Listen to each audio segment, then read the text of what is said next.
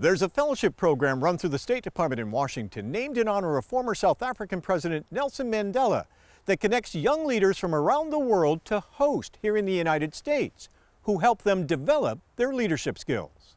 When I was 16, I had to flee my home country here, Mali. That's what brought together Diana Sididi from the country of Mali in Africa with the North Country Center for Independence here in Plattsburgh. Sididi, who has a disability, wants to educate others with disabilities, educators, and policymakers in her nation about expanding the rights of people with disabilities and improving educational access for school children. So the North Country Center for Independence teamed up with Diana to produce this video with advocates and scholars that she can then share back in her homeland.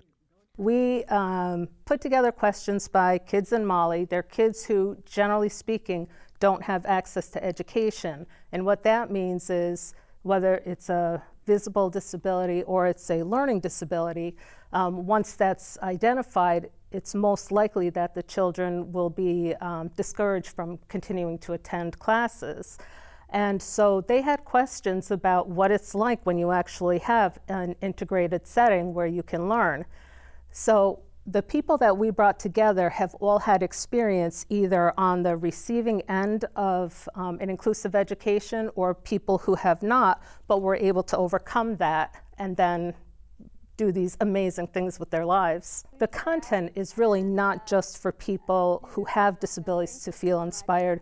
It's also incredibly helpful to think about how we all treat each other, because you can see it brings in some of the issues people had as they were growing up and how they overcame some of those struggles. The video starts with some of the positive aspects that people have experienced in their own lives moving ahead, and then it also discusses what we in the United States have done as advocates and as people who believe that all people should be, receive equitable education and other opportunities. So it talks a little bit about the laws and how those have progressed. If you'd like to watch the video, you can find it on our website at mountainlake.org.